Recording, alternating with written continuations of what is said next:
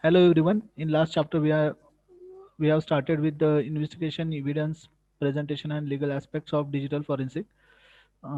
Few chapters in before few chapters we discuss about how to collect the information from the digital environment like CD, hard disk, pen drive, and in this chapter we have started with the how to collect the evidence. What are the different characteristics of evidence?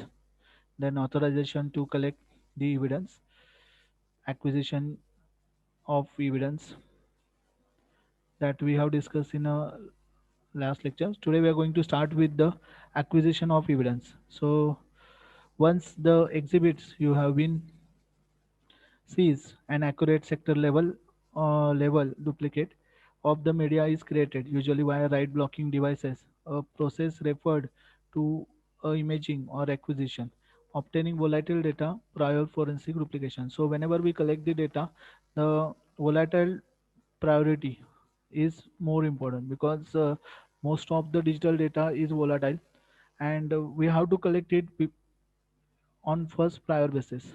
Data which is in the state of change is called the volatile data. The data in the computer system will get lost as the power loss. The volatile data is present in the active physical memory. We will find out the volatile data in physical memory, register, virtual memory, and in the file system and this peripheral device memory. So volatile data loss whenever the computer get turned off or the machine get turned off or the laptop get turned off. So the forensic team's first responsibility to get that data, because if that data lost, then there is no use to collect the data. To ensure that all the relevant data are collected, you should prepare an order of volatility which gathering the evidence. The order of volatility should be from the most volatile to the least. So the forensic team should maintain the order of volatility in that first one is the most volatile and last one is the least volatile. When you acquire the volatile data, you will want to respond to the target device at the console in reference to getting the access to over the network. This eliminates the possibility of the attacker monitoring your response and ensure that you are running trusted command. So after getting the volatile data, this is the forensic team's responsibility to control on the network, and for that it handles the console. If you are certain that you may doing the forensic duplication of the target device, you have to focus on obtaining the volatile system data before powering down the system. The risk information consists presently open socket, then storing approaches, the contents of the system RAM, and the location unlike the documents. So after taking backup from the physical drive and devices, the forensic team responsibility to collect the volatile data.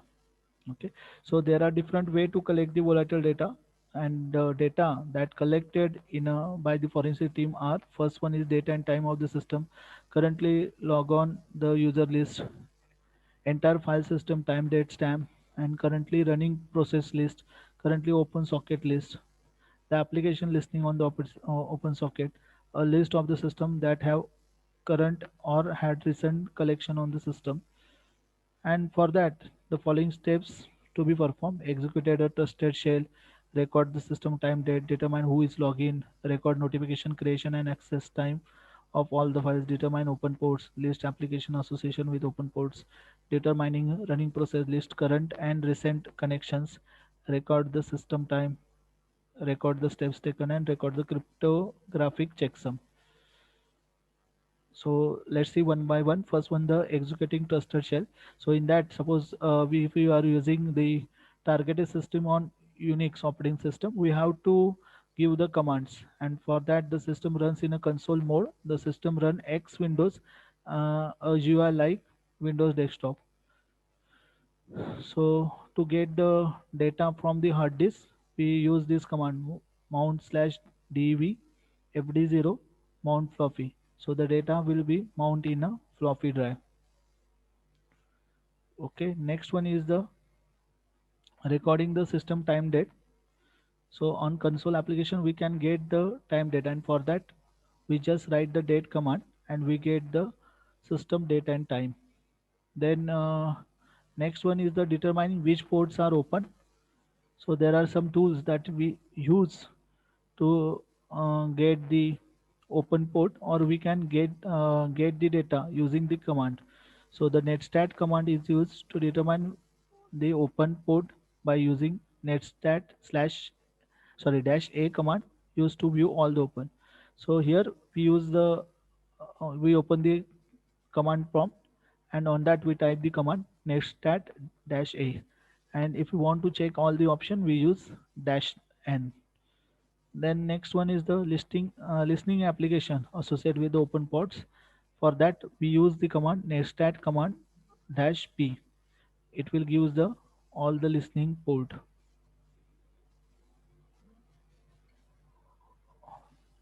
Then next one is the determining who is login, that we have covered. Yeah, determining who is login. For that the what command determines who is login on. It displays the logon user IDs from which the system have logon. It also shows what they are currently executing on the system date and system time. Then recording file modification. For that we use list command, and in list we also give some parameters like ALRU for floppy air time, ALRC floppy C time, and LS dash ALR floppy runtime. Oh, this we discuss. Now this one. Determining the running the process. So we can get the running process on GUI environment. Also we can get in on console application. For that we write the command ps slash eaf on Solaris system, and ps.aux for FreeBSD and Linux operating system. On Windows we can get the running process by simply pressing Alter Control Delete, and in that we get the running processes. Then next one is the recording system time. So next time is the date. Again we use the date command, and in date command we repeat the same second step. In that we get the current time also. Then next one is the recording the steps again. So whatever we do that must be recorded on the system. So for that means which command we run, that also be used as a proof. So we must have to record the steps, and for record all the commands you have issue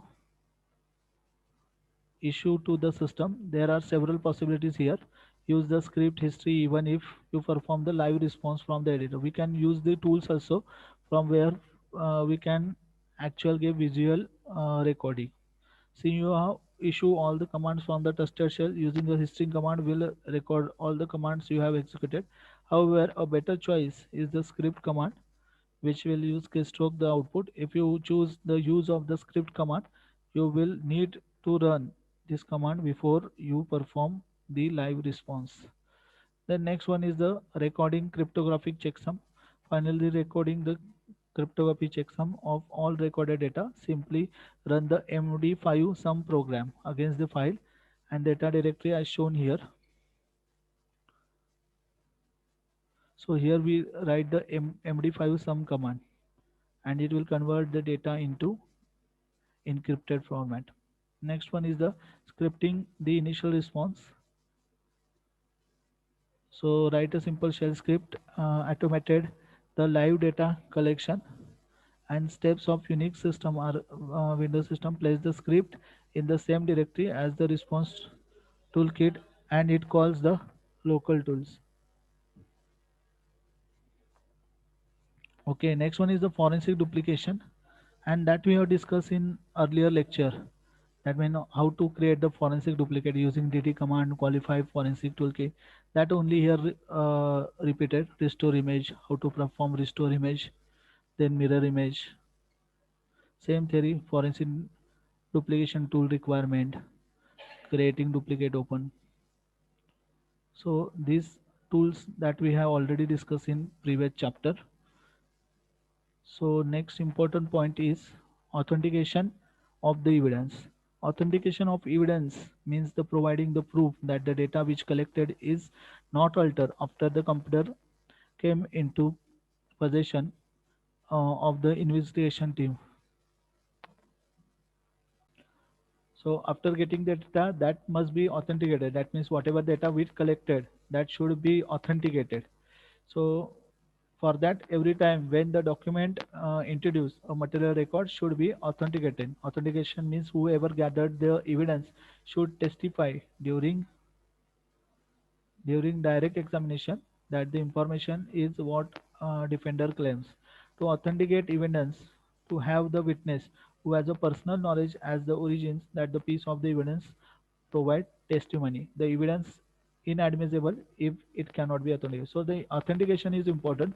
If we collect the data but not it is authenticated, then it is not admissible by the court to meet the demands of the authentication necessary to ensure that whoever collect the evidence is the matter of record for which the purpose develop some type of internal disclosure that records by which the evidence collect. Another way to authenticate the document is the mathematical forensic tools, for example MD5U and hash algorithm. It is important to preserve the integrity of the file which relative during the response. So for authentication we can use the different tool and techniques, and one of the best or the important technique is MD5 algorithm. Apply MD5 algorithm on the tools so we can decrypt that data and again sorry encrypt that data and again decrypt it, so we come to know whether it is authenticated or altered data.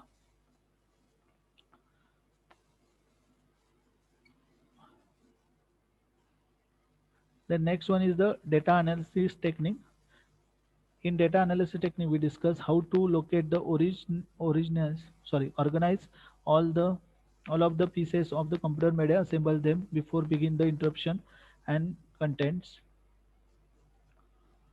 So we cover the following topics: restoring the forensic duplication, restoring the qualified forensic by recovering previously deleted files, recovering unallocated space and slack space, generating file list, and performing string searches.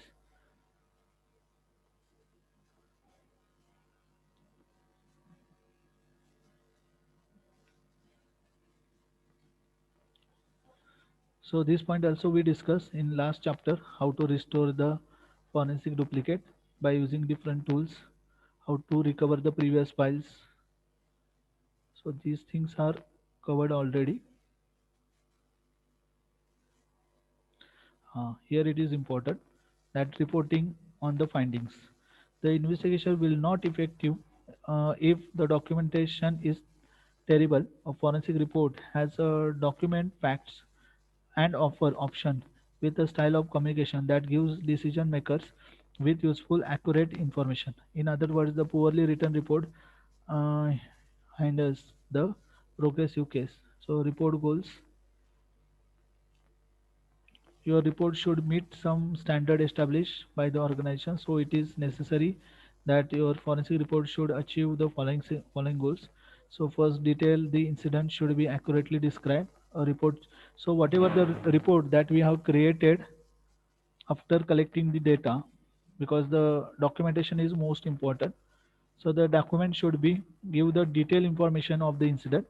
A report should be understandable. A report should be withstand a barrage of legal examination. A report should be clear and not open to misunderstanding. A report should be easily referenced, and a report should contain all the data needed to explain the conclusion. So here is the report writing guidelines. So the document investigation step immediately and clearly know the goal of your analysis. Organize your report, follow a template, use consistent identifiers, use attachment and appendices, have a co-workers read your reports, use MD5HS and include metadata. So these are the guidelines that we should follow when we create the report. First one is the document investigation steps and immediately clearing. This step needs to be disciplined and organizing for successful report writing. So this is the first step, and that should be performed very carefully and successfully. Write everything down a way that is understandable to you and others. Do not use shorthand or the shortcuts such as unclear notations and incomplete scribbling or unclear documentation will eventually lead redundant efforts, forced translation of notes, confirmation of notes, and a failure to comprehend the notes by yourself or others. So the documentation that the forensic team created should be understandable. In that, the forensic team should not use any shortcuts or the shorthands. That document should be clear to understand everyone. Writing something clearly and concisely at the moment you discover evidence saves time and promptly accuracy. It also ensures that the details of the investigation can be communicated more clearly to others at any moment, which is critically should new personnel become involved or assigned to lead the investigation. This is known as the right it right philosophy. So the document that should be clear so that if any new personnel assigned to the case that should understand all the things by reading the documents. Next one is know your goals of your analysis. It is important to know what the goals your examination are before you begin your analysis. It helps to foster a focus report for the law of enforcement examiner. Every crime has elements of proof. Your report should unearth evidence that confirms the dispels these elements. It means that the more focused your reports are, more effective they are. While hashing out the objectives of your forensic examination, you should also address issues such as the following. Does the client of your report need a single forensic report for each piece of the media examine or the report investigation that encompasses all the media analysis? How does the client wish to communicate your findings verbally or written form? How often does the client want a status report of your forensic examination? Should the interim status reports be verbal or written? And which examiner should sign as the provider of or author the forensic report? Next one is the organize your report. Write macro to micro. Organize your forensic report to start the high level and have the complexity of your report increase as your audience continue to read it. This way, the high level execution needs to read only the first page or so to get idea your conclusion, and they should not need to understand the low level details that support your claim, including table contents for your longer reports. So so report should like that. If the reader read first page only, then it understand all the things. Maximum use of tables, diagrams, then charts, so that the reader can understand it easily. The table of contents enforce the logical approach to the documentation, your findings, and helps the reader understand what your report accomplishes. Next one is the follow template. Follow standard report template. So for the documentation, the template should be followed in that manner. The forensic team should write the report. Next one is the use consistent identifiers in a report. Instead of referring to an item in a different way, like referring to the same computer as a system, PC box, web server, victim system, and so they create the confusion. The development consists unwavering way to reference each item to your report, critically eliminate the ambiguity or confusion. Okay, so every time we use the particular computer, web server, PC box, and it gives the ambiguity. So for that, we should it is good idea to create the unique identifier or the reference tag for each person, place, and things referred to repeatedly in your report. That label will identify the corresponding item for the remaining the report. So for that we have to use the common reference for the things. For example, if your report is summary of the forensic analysis of laptop system belonging to the suspect named John, you could reference the items capital letters in the following manner. We perform the forensic duplication of the laptop system belonging to the John, an employee of ABC Corporation. So instead of using the laptop, we have to specify the person name and the laptop. So it's easy to understand everybody. The system was Dell laptop serial number 141607, here after referred as the John laptop. So we have to specify the laptop name and its serial number and assign the name to it. Okay, next one is the use attachment and appendices. Use attachment or the appendices to the maintain the flow of your report. Any information files and fragments that the cite your report over the page should be included as the appendix to the attachment. Then you can include the brief reference to the appendix in the report. For example, you might say a printout of the information is included as an appendix A. Consider the including every file that contributes to your conclusion as an appendix to your report. It is also a great idea to beds number any files your reference in your report so that every document that you cite in your report has a unique reference number. You should also provide the electronic copy of the every file or the fragment site in your report which is too big or the simply impossible to provide printed format. For example, large database file, lengthy source code files, spreadsheet. So instead of providing the hard copy, the soft copy should be maintained, or we can create the burn disk also. Next one is have co-worker read your reports. Employ other co-workers to read the forensic report. So whatever the reports that we generated, that supposed to be view or review by our co-workers, and for that we should employ the co-worker. Next one is the use MD5 hashes. So this is nothing but the algorithm that we have apply on the report also. So performing MD5 hashes for the all the evidence provided support. So after applying the MD5 hashes, it means that it is the reports are or the tools are authenticated. Next one is the include metadata. Record and include metadata for every file fragment cited on the report. This metadata includes the time data stamps and full path. So in the report, we also have to maintain the metadata that related to the report. So when the file is created, when it is lastly accessed, when it is lastly written, its size and hash values that should be created. So these are the examples to create a data. Then a template for the computer forensic report, executive summary. Okay, so here we end the session. In next lecture we are going to learn about the template for computer forensic report.